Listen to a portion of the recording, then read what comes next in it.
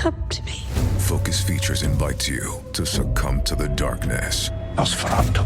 From director Robert Eggers comes a masterpiece of horror. He is coming. This creature is a force more powerful than evil. It is death itself. Nosferatu. Rated R. Under 17 without parent. Only in theaters Christmas Day. Special engagements in Dolby and IMAX.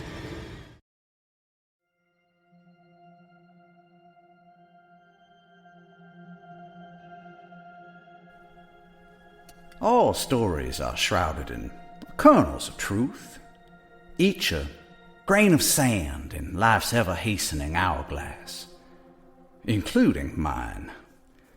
When I tell you my secrets, if you must know them, well, they are not for the faint of heart. Stop me if I dive too deeply or recount too savagely the memories and visions that have shaped me. Look away if you must, because if you come with me on this journey, you may not like what you see, for we will dance with the supernatural, the macabre, the devil himself, and you will know me better.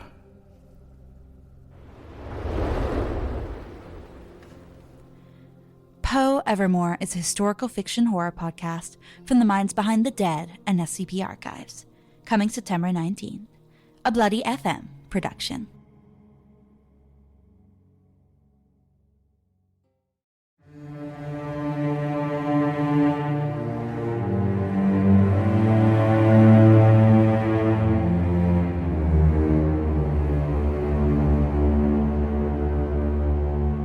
Hello, and welcome to Scare You to Sleep.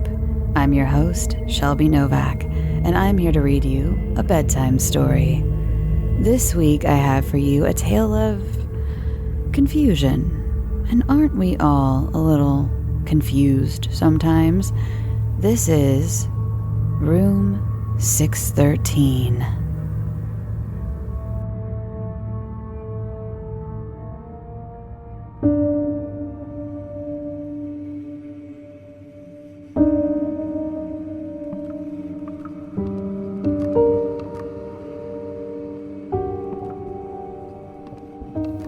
The fluorescent lights in room 613 never fully turned off.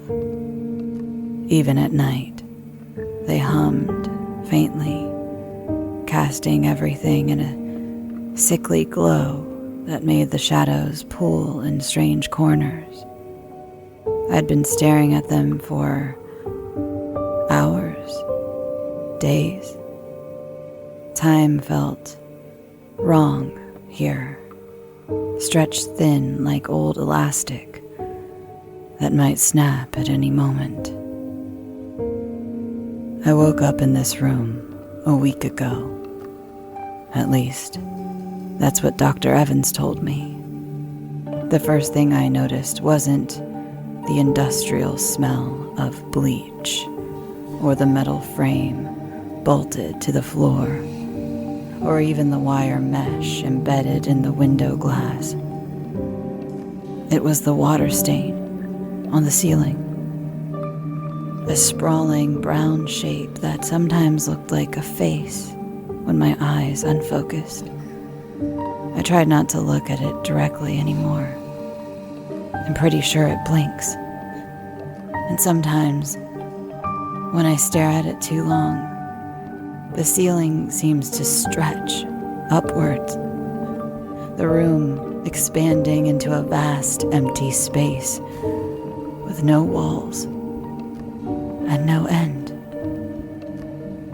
But then, I blink, and it's just a room again, small and suffocating. They say my name is Jane. Just Jane. Like I'm some unclaimed thing that washed up on a shore. Dr. Evans told me this during our first session, his wire-rimmed glasses catching the light in a way that made his eyes disappear completely. "You've experienced a traumatic event," he said, writing something in that leather-bound notebook he always carries. "A break from reality. We're here to help you piece things back together." But what pieces?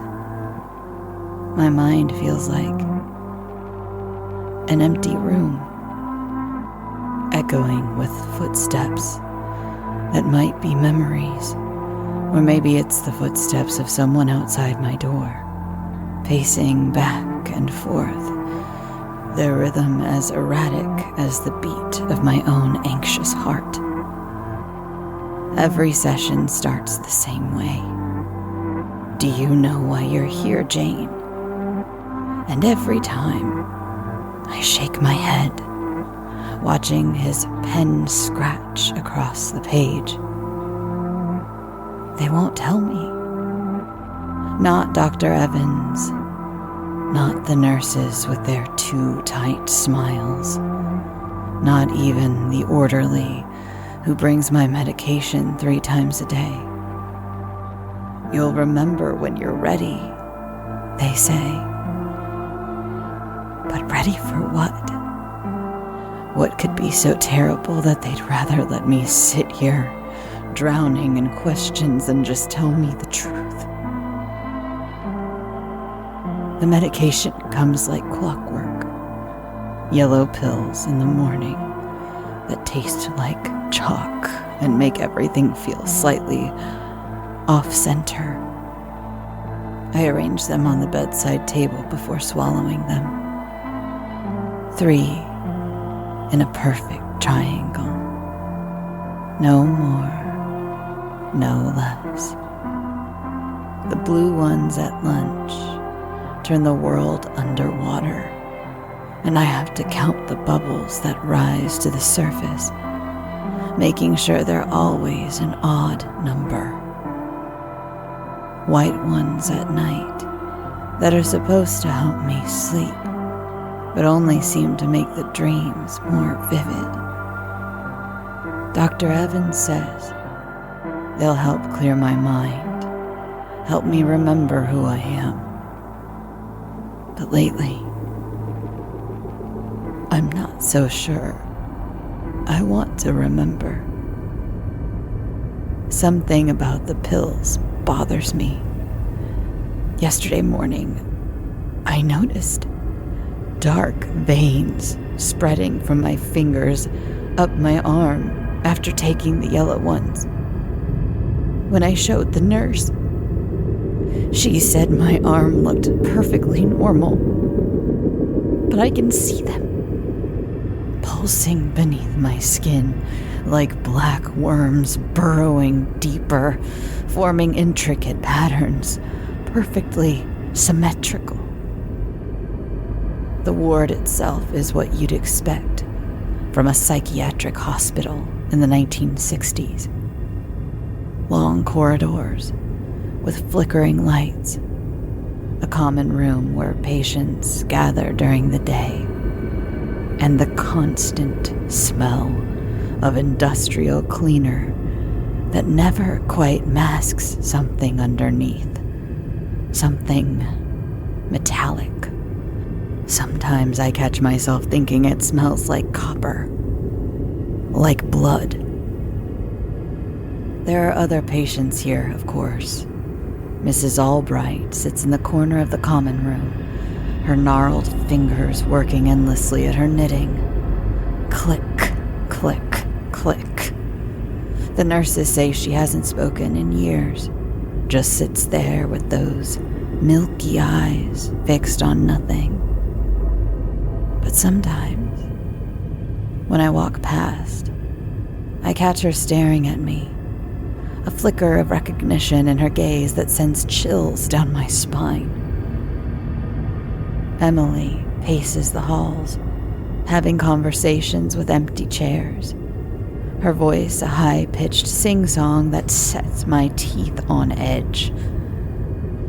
Ms. Davis The former professor thinks she's Marie Antoinette. They're all lost in their own private hells, just like me. But at least they know why they're here. The dreams started on my third night. Just fragments at first. Flashes of images and sensation that slipped away when I tried to focus on them.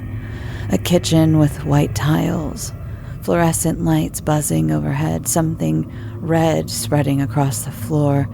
I'd wake up drenched in sweat, the sheets tangled around my legs like restraints. In the dreams, my hands are never empty. They hold a knife, a glint of silver in the harsh light. The blade is always dripping.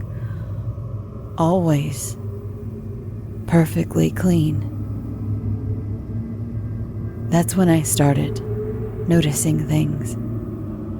Little things that don't quite add up, like how the number on my door sometimes reads 614 when I'm sure it was 613 the day before.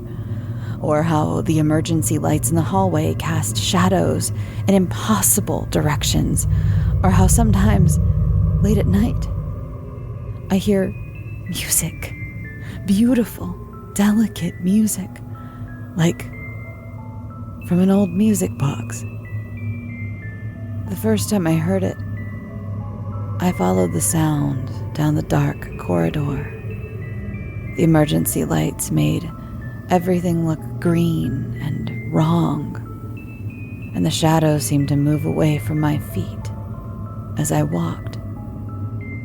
The music led me to a door I'd never seen before, tucked away in an alcove that seemed to bend the darkness around it. That's when I heard the warning. Just a whisper, right behind my ear. Don't touch it. I spun around, but the hallway was empty. When I looked back, the door was gone. Or maybe it was never there at all. Maybe it was just a trick of the light, a figment of my fractured mind. That's when the headaches started. Not normal headaches. These feel like something writhing behind my eyes, pressing against them from the inside. The pain comes in waves, each one bringing flashes of something. A kitchen knife catching fluorescent light. Red droplets hitting white tile. The coppery taste of blood in my mouth that won't go away no matter how many times I rinse. And with each wave of pain, the walls of the ward seem to dissolve, the faces of the other patients morphing into grotesque masks, their voices a cacophony of screams and whispers. I tried telling Dr. Evans about it during our morning session. His pen stopped moving across the page just for a moment, just long enough to make me wonder what he wasn't telling me. The light caught his glasses again, turning them into mirrors, and for a split second, I swear, I saw something moving in their reflection, something that wasn't in the room with us. The medications may take time to fully stabilize your perceptions, he said carefully, adjusting those reflective glasses. Try to focus on what you know is real. But how can I know what's real when my own body feels like it's betraying me? The black veins have spread past my elbows now. A web of darkness pulsing beneath my skin. Sometimes I catch them moving when I'm not looking at them, like they're trying to reach something or escape something. And when I touch them, they writhe beneath my fingertips as if trying to break free. Last night, I woke up to find my sheets soaked through. not with sweat, with blood. But when I turned on the light, it was gone. Just like the door. Just like the veins whenever anyone else looks at them. Just like Emily, who disappeared 3 days ago. No one else seems to remember Emily. When I asked about her, the nurse looked at me strangely. "Who's Emily?" she said, checking my chart. But I remember her. I remember her conversations with empty chairs. I remember how those chairs were always cold, and I remember the sound she made the night she disappeared. Not quite a scream. More like the noise a music box makes when you wind it too tight. The music box. I keep hearing it at night. Its melody getting clearer, more insistent. Sometimes I catch myself humming along to a tune I shouldn't know. The other day, I found myself arranging my pills in perfect geometric patterns on my bedside table. Just like the limbs of the woman in my dream. Her arms outstretched, her legs bent at precise angles, her head tilted just so. Perfect. Behind a shelf of psychiatric journals, I found a box of old newspapers. My hands were shaking so badly I could barely hold them, but the headlines burned themselves into my brain. Riverside Ripper claims 6th victim. Female killer targets young women. Music box murderer apprehended. The articles were from 1963. They described a series of murders. 6 women, all found in their homes, posed like dolls around an antique music box. The killer had arranged them carefully, washing away the blood, dressing them in clean clothes, positioning their faces into serene, almost blissful smiles. In each case, the music box was found playing the same tune. A haunting, childlike melody that seemed to linger in the air long after the music box itself had fallen silent. The same tune I hear every night. The last article included a photograph of the music box, ornate brass and dark wood with delicate filigree around its edges. I recognized it instantly, though I couldn't say where from.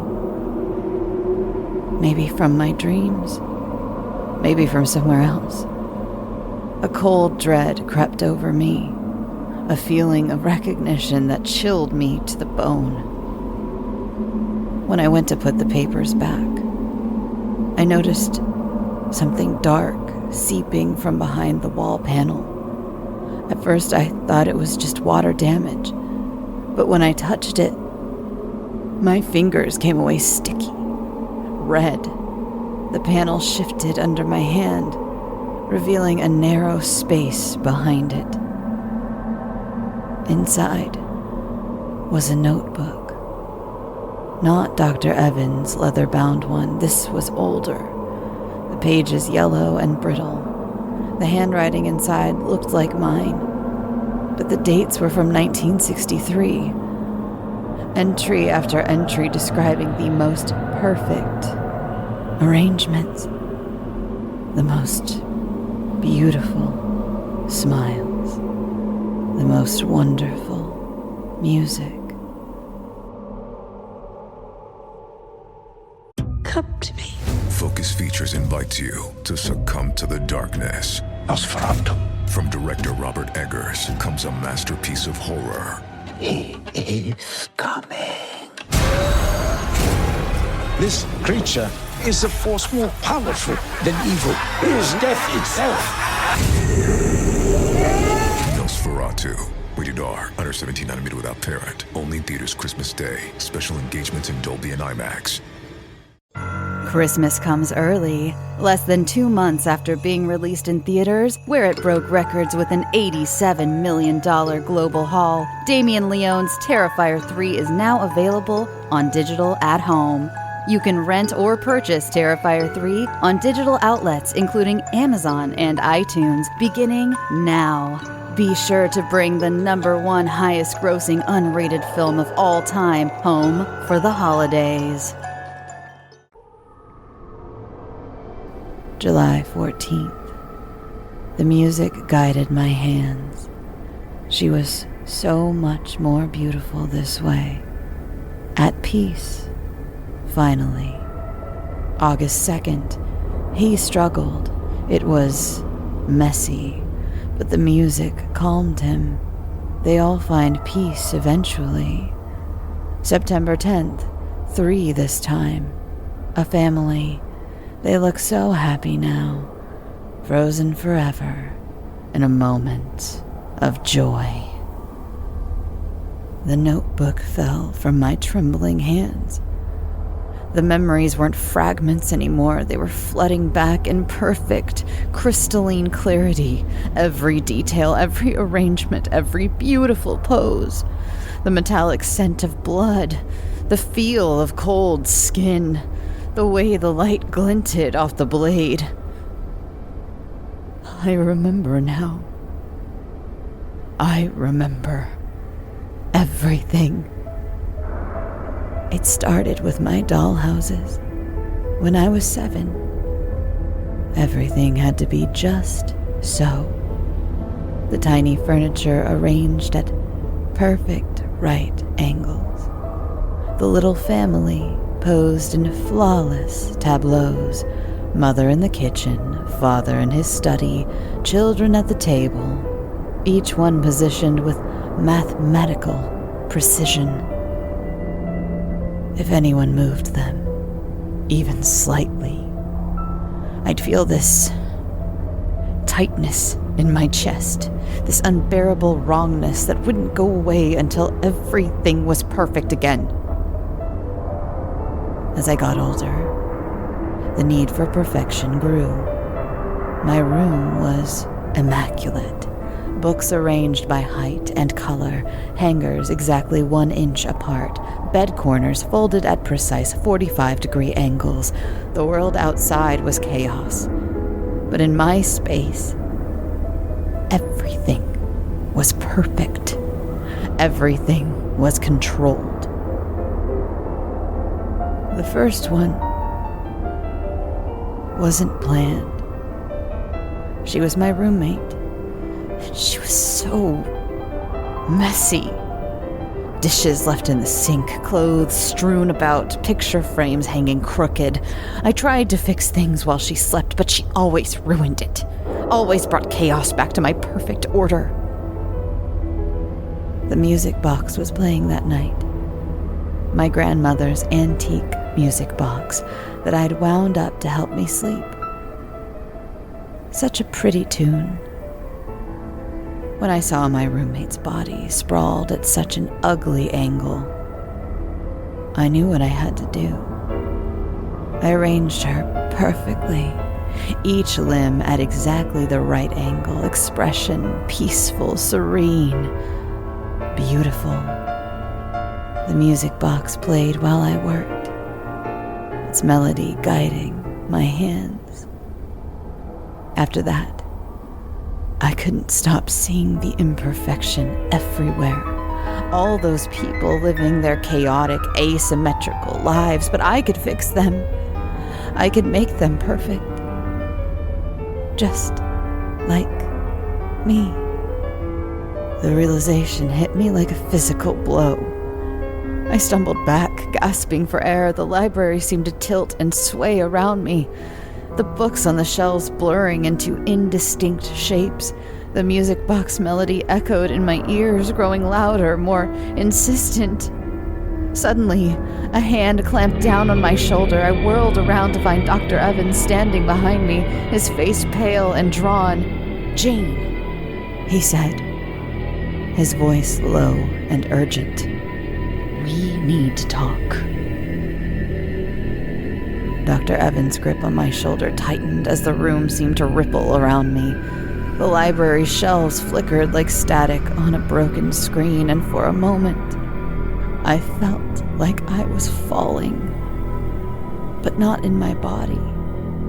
It was a deeper kind of disorientation, like my mind had been peeled back layer by layer, leaving nothing but raw nerves.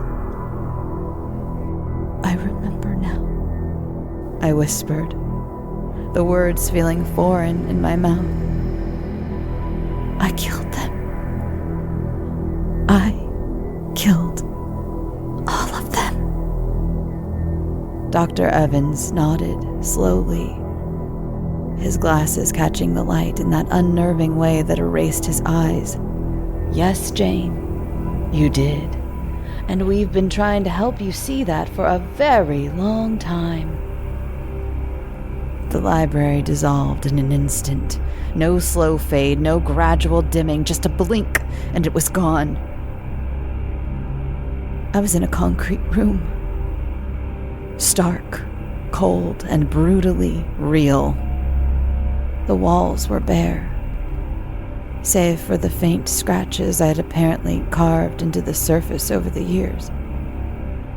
Tiny music notes, etched in jagged lines.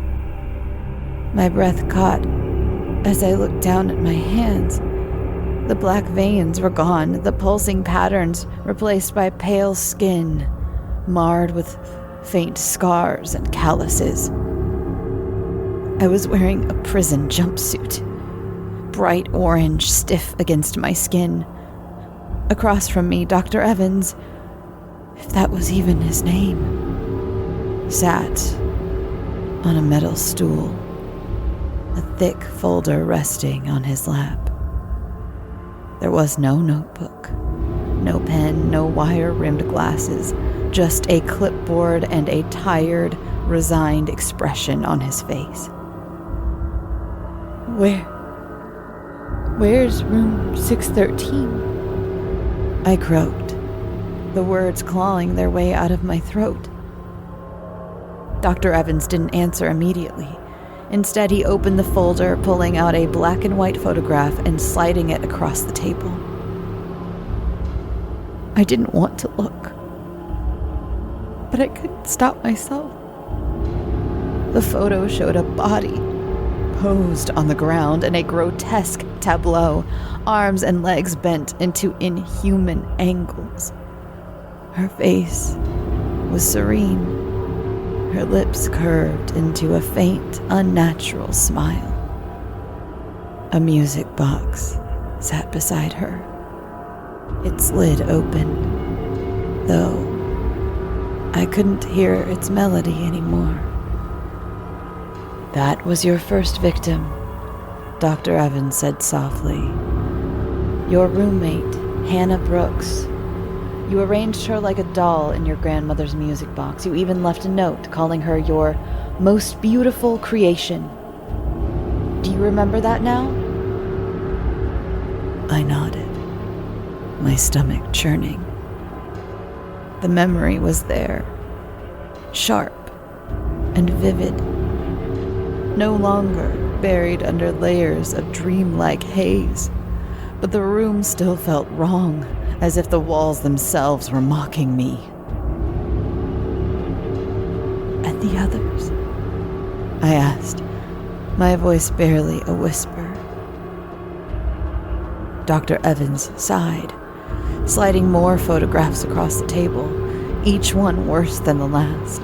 A woman on her kitchen floor, limbs outstretched at geometric angles. A man in his living room, his face turned towards the camera with a blissful smile painted on his lips.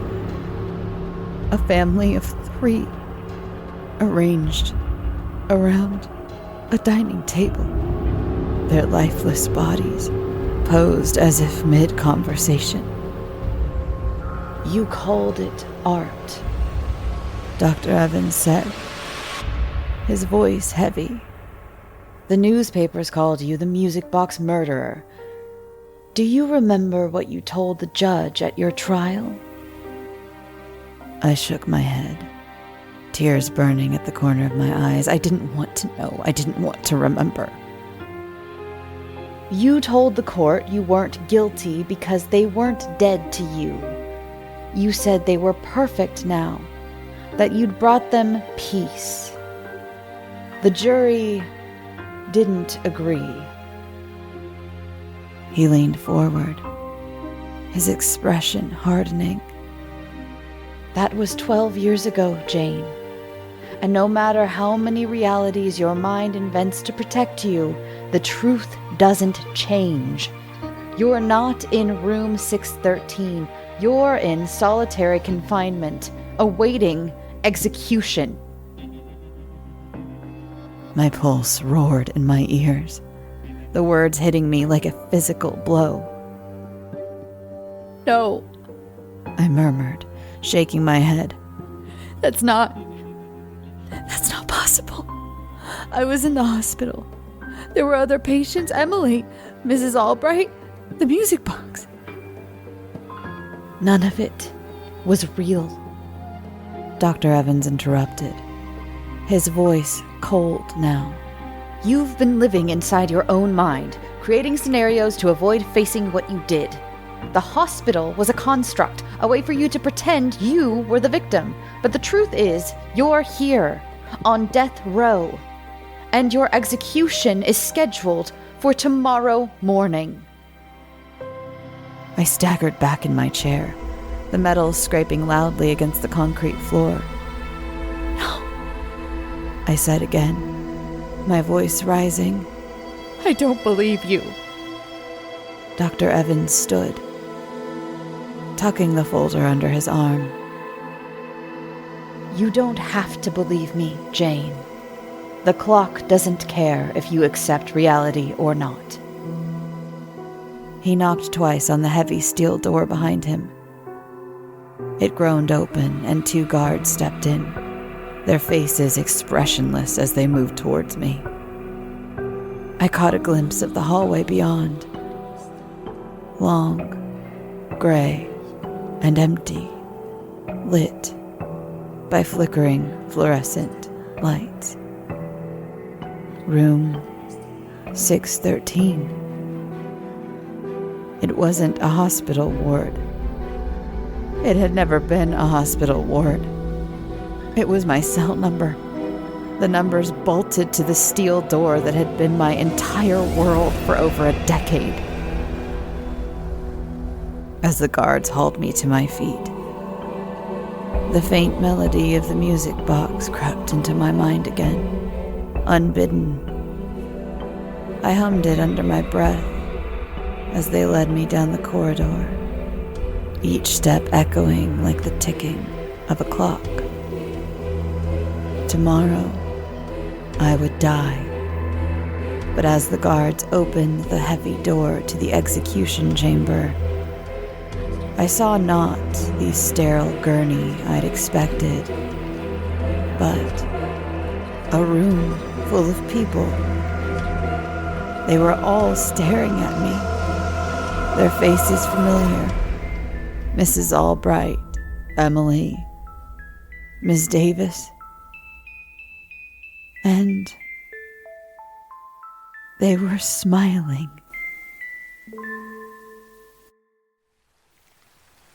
Thanks for listening. Thank you to the author this week, who is anonymous.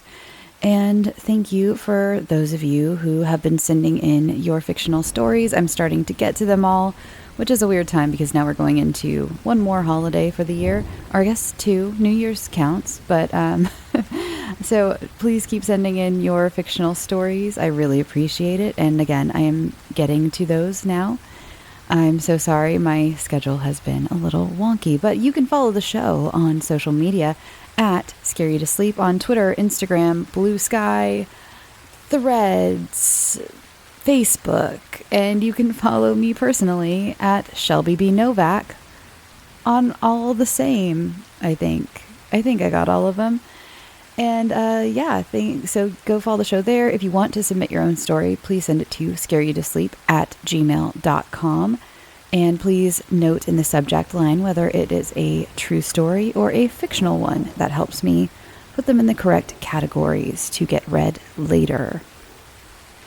And if you'd like ad-free episodes of the show, you can follow it on Patreon, patreon.com/scareyoutosleep, and you can become a subscriber there for ad-free episodes and for bonus episodes. I really need to make a script for this last part. I always forget things. I think I covered all the nitty-gritty.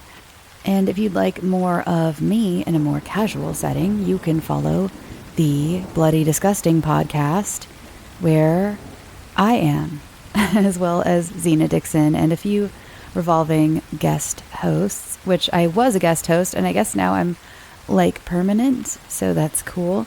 In fact, follow that show on social media, because we just released a clip, and it's a video of me, Xena, and Trevor Henderson, who is the creator of Siren Head and also the Mayfair Watchers Society podcast. And we all had this really funny discussion in the last episode. Like, it was like a horror would you rather. And one of them was like, would you rather have to face off against like the aliens from Alien or the Death Angels from A Quiet Place? And so go check that out. Again, the video of that clip is on Instagram and Twitter, and I'm sure it's other places. I think it's on Blue Sky as well. I'm not in charge of that social media, so I'm not sure exactly where it gets posted, but I'm pretty sure those are the places I was tagged at. So go see those and follow the Bloody Disgusting podcast. It's just been a lot of fun. And again, it's just a more casual setting for me if you'd like to hear me less, not all buttoned up and scripted. Not like I'm this whole show. I do these rambles at the end where I'm not buttoned up, but you know what I mean. And chatting with friends and just talking about horror in general.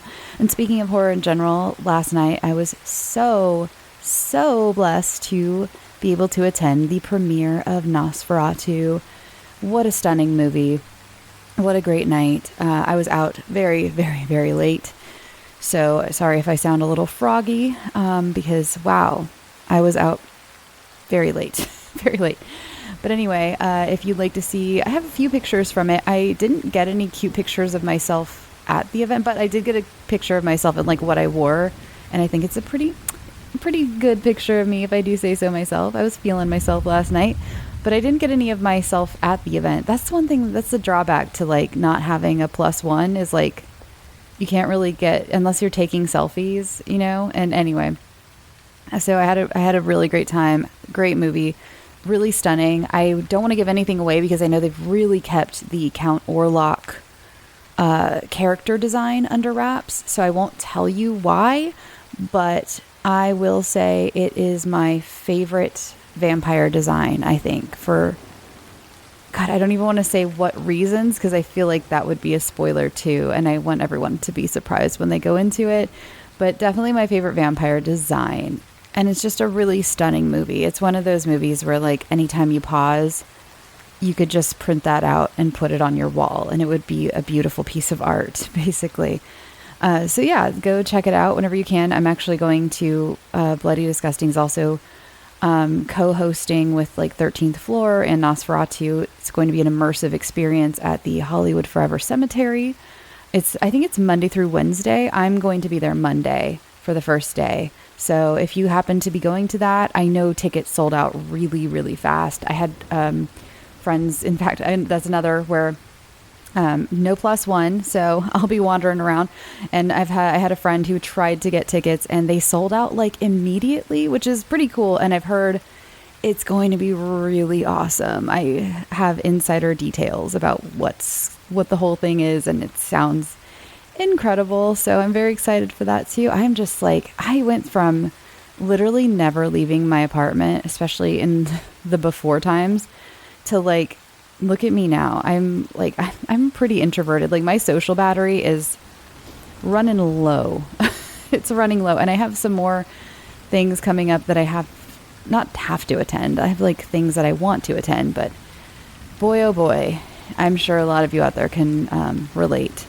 with just being so tired socially. And I think after like the holidays, I might take some social time off and become a little bit of a lone wolf and really button down. And there's also some creative stuff for this show I've been wanting to work on. I haven't been able to, because I'm also working on some other projects, which is great. I'm so grateful for all of it. Again, feel very, blessed, or whatever, however you would say it, because a lot of opportunities are coming my way, and that's all because of you guys. And I never want to let you forget that it's because of you.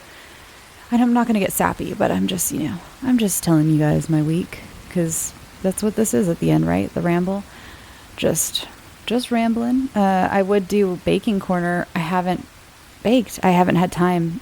I have not been home to bake. I got some cool Swedish candy from Spotify. I'm looking at it. The microphone probably kind of turned. Spotify sent me a nice Christmas gift, and in it was some Swedish candy. And I know Swedish candy has been like all the rage lately. It's not the one that I always see on TikTok though. I think people say it's like marshmallowy and spongy bubs. Bubs is what they're called, right? These are like Swedish fish. And it's like from a Swedish company, and like one is strawberry flavored, wild strawberry flavored, and the other is elderflower flavored, which I'm very curious about the elderflower. And it's like a sour one. So I got some Swedish candy, but I haven't tried either of them yet. But yeah, no baking corner, other than tomorrow I'll be cooking, because I'm going to make a shepherd's pie to bring over to my friend's game night where we play Monster of the Week. So there's that. Does that count? If you have like your favorite shepherd's pie recipe, by the way, send it over, especially all my like UK listeners. And I say shepherd's pie, it's actually a cottage pie. I know over there a shepherd's pie, it's with lamb, right? Or some sort of sheep meat. But here we just call them all shepherd's pie, even though it's a cottage pie, which I think is what you would call it with beef. So my apologies to all of that area of the world. But so yeah, I'm not a big lamb person, but like if you have any of your favorite cottage pie recipes, send them over, because I kind of just do whatever. I've followed recipes before, but I kind of just, again, do whatever from the recipes that are in my head. But I'd love to follow like a really authentic one that's like co-signed by someone. Like I can Google. This is one thing I will say. I can Google things. I'm very capable of it. I'm asking if you have like one that's like a tried and true, or like, grandma's recipe, or, just one that's on the internet, but just that you've tried before. Because I will say it happens a lot. I'll be like, man, I'm looking for like a cool, this type of recipe. And I'll get some responses that it's so kind of you to go out of your way, but it's like clear they just kind of like Googled that phrase. And I'm like, well, I could have done that. I'm asking like cook to cook, baker to baker. What are you dealing with over there with your cottage pies, So what kind of potatoes do you guys use for the top? I used golden potatoes last time, but I know like a russet, of course, is very popular. I've done where I've mixed a russet and golden potatoes together. I don't know. What's the proper potato for the top? I want to learn. Is cheese supposed to go on top? Because I see it. Sometimes I usually make it without cheese. Sometimes I make it with cheese. Is it supposed to be there? What kind of cheese? So fascinating. It's like one of my favorite dinners, by the way, because I can make like a pan of it and just eat that for like a whole week and totally be fine. I love it. So that's why I'm very eager to get your cottage shepherd's pie recipes. So stop yammering about cottage pie. I'm trying to call it cottage pie, but a lot of times over here when you say cottage pie, people don't know what you're talking about, and you're like shepherd's pie, and they're like, oh yeah, that. But like we don't. When they're like, oh yeah, that. They don't, it's not like the right thing because we use beef. It's, America. Anyway, I'm going to go. And I think I told you all the things. Follow me on social media. It helps me get to do cool stuff. At Scary to Sleep, at Shelby B. Novak. Yeah. And I hope to see you at some of these things when I'm out and about, because I'm out and about. Look at me. I'm out and about now. I'm out and about, standing in a corner waiting for people that I know because I'm shy, which is kind of what happened yesterday for a good chunk of time. But if you see me though, and I'm standing in a corner, feel free to walk up and say hello. I'm not hiding from people. I'm just, again, I'm shy. So, but I love talking to people. So if you're like, oh my God, there's that lady from that thing. I think that's her. She's just standing by a trash can on her phone. Should we say something? Yes. The answer is yes. Say something.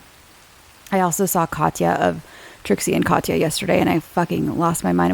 I was walking to meet some friends at a bar afterwards, and I look over and she's literally walking next to me in her Count Orlok makeup. And I was like, I did like literal double take, like whip my head around. And I didn't want to bother her because she and her friend were like walking back to it seemed like they were walking back to their car or something. And so I didn't want to bother her. So, but it was like, I was like next to her and I was like, oh, so if you're Trixie and Katya fans, yeah, I've been in the presence of Katya, very close, and it was very exciting. It was as thrilling as you would have guessed it would be. And they were having like a funny conversation too.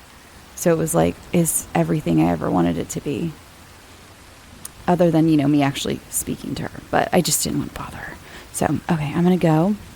I'll see you guys next week. I think next week, because it is the week before Christmas, and I know we don't all celebrate, and that is totally fine, but I do like when it gets closer to the Christmas New Year season to do like a more traditional Victorian ghost story, one of the old and dusty stories. So it might be one of those, or it might not be. We'll see. Time will tell, huh? Isn't that exciting? We just have no idea what's going to happen. I don't even know what's going to happen next week. That's so exciting. Live life on the edge. It just happens a lot when you're disorganized. I'm gonna go. I love you. Go get some sleep. Wait, I feel like there was like one more thing I was going to tell you, and I don't remember what it was. I keep looking at my like kitchen counter like it's going to be there, or like a sign's going to be there telling me. Anyway, don't worry about it. It's clearly not important. Follow me on social media. Tell me what you think of Nosferatu when you get to go see it. All right. Goodbye. Good night. Go get some. Oh, I can't sign it off like that. You would be so mad. Don't forget to drink your water. Go get some sleep. Sweet dreams.